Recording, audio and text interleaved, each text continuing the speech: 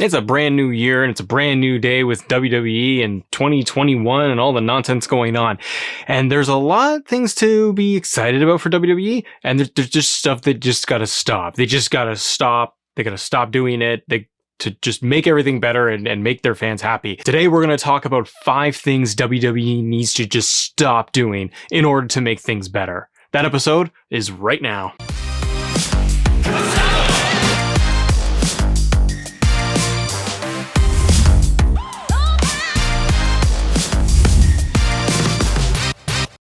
It's a great day on the internet, everybody. Welcome to Assemble. I'm Matt. Thank you guys so much for joining us and checking out all of the wrestling content that we got here on the show. And if you can, do me a favor, go ahead and hit that little thumbs up at the end of the video if you guys enjoy the content. Now, today, we're talking about WWE. We're talking about main roster, Raw, SmackDown, the main stuff. Leave NXT alone. They're fine. They're on their island. AEW, not touching those guys right now. Want to talk 5 things. Want to talk 5 things WWE needs to stop in order to fix its product. Stop doing these things. Now, we did a fix it episode earlier on. You guys can go check that one out. But today I want to focus on just kind of like just main things. They just got to stop doing these things.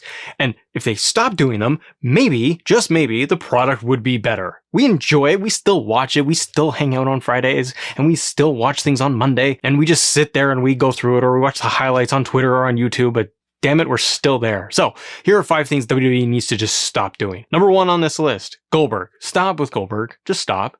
And this is Goldberg, and this is also just like veteran, old guys, old timers. Just stop. We have the Legends Night coming up on Monday, and I'm not excited. I don't need more Ric Flair. I don't need Big Show, and I don't need any of these guys coming in on my TV. I don't need Goldberg. We saw Goldberg with a mess at the showdown match with Undertaker, and they barely almost killed each other in the ring. He's concussed half the time. He comes in and he defeats guys like Bray Wyatt in a 1-month no build and is the Universal Champion. It doesn't work anymore. Having someone like Goldberg come out periodically, it can be okay, but because he's limited and he is just to drive in as a showcase superstar for these one-off special matches, that's fine. But build it up as those kind of dream matches. The build he had with Undertaker in Saudi Arabia, the build was okay. Like, it was actually half decent, where I was like, oh, I'm curious to see what this is going to turn into. It turned into something far worse than I could have imagined, but it was something. We don't need Goldberg going up against young, fresh, newer talent and then getting himself over by winning things like the title against Bray Wyatt or The Fiend. It doesn't work. It hurts younger talent and it's hurting the product. And we're at a point where we need to be building up these younger stars like a Roman Reigns and Kevin Owens and Sami Zayn and all these guys that we currently have as kind of your whole concrete floor. And you got to keep building them up higher and higher and stronger, because in 10 years, they are your veterans. And those old timers of Triple H and Austin, Rock, Goldberg, they're not even able to go. And Bill's in his 50s, and no disrespect to him, because he's done a ton for the wrestling business and outside of the wrestling business, and he does draw eyeballs to the screen. I get it. But bringing him into that kind of capacity where he's going over in matches, and it's not helping younger talent do anything. And it loses the special feeling that you get when you do see Goldberg maybe once a year. His feud with Brock Lesnar, not bad. The first match, great. I enjoyed it. Quick, snappy, to the point. It was a good showcase. Do more of that. Do one-off special matches that you could probably put together, but not at the detriment of younger talent. Stop with Goldberg. That's number 1. Number 2 on this list, stop having separate writing teams. We don't need it. You got a home team in Connecticut, and you got the away team that are writing off on the road, and stop having these separate writers, and not only that, but try to refocus things so that you have maybe a dedicated writer for either the division or for a certain group of superstars or for storylines that you want to build. But don't have it anymore where it's going to be just a plethora and a slew of writers that are 30 odd people deep, and it all ends up going through Vince at the very end anyway, so none of it matters and all the ideas are blocked. But we'll talk about Vince in a little bit. But we have to stop having these separate writing groups. If we know anything at all at just observing television and how it works for so many bloody years, we know that there aren't going to be like home writers that are there like on set writing all day. And then there's also going to be this whole other group of people in division somewhere else writing for the show as well. It doesn't work. It just can't work. And it's proven that it doesn't work. And ultimately, when it goes through the one person at the top, then all these ideas are squashed down. It doesn't allow room for enough creativity. Let people flex their creativity muscles, give them a storyline or, the IC title scene with whoever is in that division, and let them roll with it and let them build something out of that. And then let's see what happens, because maybe we get some really good stuff. And we can kind of see where, when we know or have a sense that there are one or two people that have their hands on one particular story, let's take Roman Reigns, for example. His whole development and character development lately, it's been beautiful. We have been loving everything with Roman Reigns right now as a heel. But you got to imagine, there aren't 10 people working on that. It's got to be Roman, Paul Heyman, maybe Bruce Pritchard, and like a writer. That's got to be it. And whenever we do see these kind of main storylines where it seems like WWE is focused on something specific, it doesn't feel like there are 10 hands in it. It's like, oh, they're really holding hands with this one thing. Then do that with everything. Hold the hands with the superstars involved in the rivalry and have a writer, or maybe two tops, and have them dedicated towards it. That's number 2 on this whole list. Okay, number 3 on this list is going to be stop dividing up the rosters. Stop splitting this into a brand split. It hasn't worked. Now, I'm a fan of the brand splitting. I like having 2 separate rosters, dedicated feuds, dedicated titles, when everything is clicking and it's going to matter, when they actually put the investment into, filling out these rosters to make sure that everyone has good momentum, good story arcs, has something to work towards. You have a 3-hour show on Raw, you have 2 hours of SmackDown, plus pay-per-views that are joined together. There's a lot of WWE. But at this point, we've tried the brand split numerous times. We have tried to have general managers in there, the Authority's been in there, Shane has been in there, like we have done it over and over again. And just when we think like we're going to get something new and fresh, or they're going to try and do it right, we get split pay-per-views again. Remember when we had like Backlash was a SmackDown pay-per-view?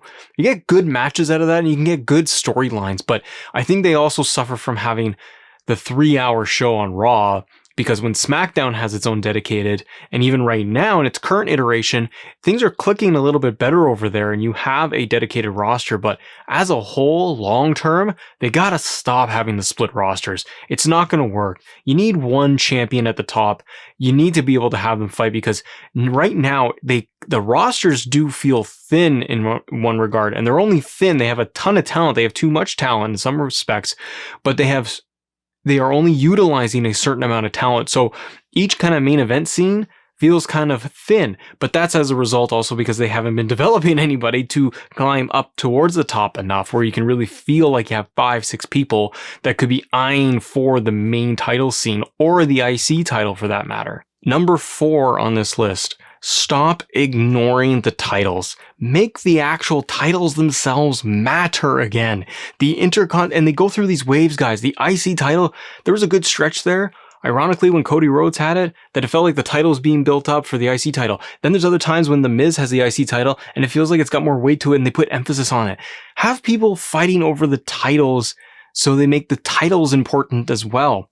There's always the discussion of like the superstar makes the title, it's not the title, but you've got to put more emphasis on what they're actually fighting for. Personal rivalries are amazing. You can have personal stories of guys and characters going after each other, either on the female side or the male side. Like, you can have these really cool storylines that don't involve a title.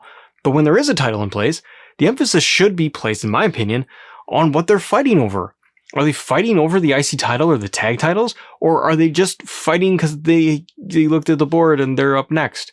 That's what it starts to feel like, is that it's just a match for the sake of having a match. The wins and losses, we know, they don't really matter. We're into this whole world for years of 50-50 booking. WWE needs to stop with this 50-50 booking and stop with not having enough emphasis on the titles in general. Tag titles should be for the tag teams, and maybe even dropping one tag title and having a unified tag team champion whose purpose is to, be the tag champs and take on people that want to become tag champions, and having stories emphasized around becoming the champ, and people that are waiting or trying to work their way up the ranks or trying to strive to become number 1 contenders. Have more emphasis on the title scene. Number 5 on this list today, and this changed a couple of times as I was putting the episode together, but based on the thumbnail as well, you might have guessed it. Stop Vince McMahon. Now, I don't mean like Vince has to retire in whatever that means. But Vince is much older. And the common theme around this episode for me, guys, and hopefully for you as well, thanks for watching, by the way, but the common theme here is that everything gets driven through one old guy and one guy at the very top. It's his shop, it's his baby, we get that, but it stomps down the creativity and it impacts all of these other aspects we're talking about, from the writers not being able to be more creative, for the tag titles and the title scene in general being a bit of a mess and not having enough emphasis and care put towards them. All of these things get stacked upon each other because there's going to be one person running everything at the very top, and they're in charge of all the outcomes. From creative to what's happening into the ring, every piece and every detail is running through this one guy's ship. And Vince is, in my opinion, the core issue at the end of the day, because at the end of it all, those scripts and storylines and everything that people are putting together are running through him, and we always still hear stories of stuff getting written up and rewritten hours before the show, sometimes during the show, and we see it reflected when the ratings are going down, down, down. Now, in the last 2 weeks, the ratings are going up a little bit, and that's good, but they are nowhere near what they could be based on the amazing talented roster that they have out there.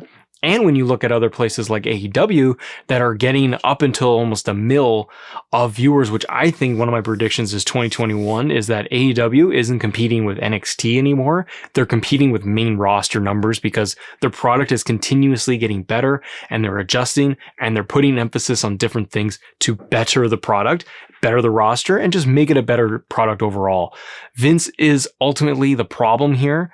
And he's the one who's going to stifle all of these things. So until that day comes, when Vince decides that he's going to step back, or it's forced upon him to step back by the board or shareholders or whatever, but when that moment happens, that's when we probably will see the real change that, for us long-term fans, we have been dying for years now. That's my top 5. Those are the top 5 things that we need WWE to just stop doing these things. Just stop it so that we can enjoy the product even more. We're fans, and we want this product to be as good as it possibly can be, and where we think and where we know they can even do even better, where we know that they can improve on, and where we know that the talent is there and we know the roster is there and the stories could be there. Hopefully we see that in the next year or so. I'm hopeful. I still got to be positive. You still got to assume that 2021 is going to be a crapshoot, but at least maybe we'll be climbing up and out and things won't be as terrible and filled with just awfulness. Anyways, guys, that wraps up today's episode of Assemble. What's on your top 5 things? What's your top 5 list of things that WWE needs to stop doing and improve on? And what are you excited for 2021? Let me know in the comments below. I'd love to hear from you. Thank you guys so much for watching. As always, thank you for assembling with us. See ya.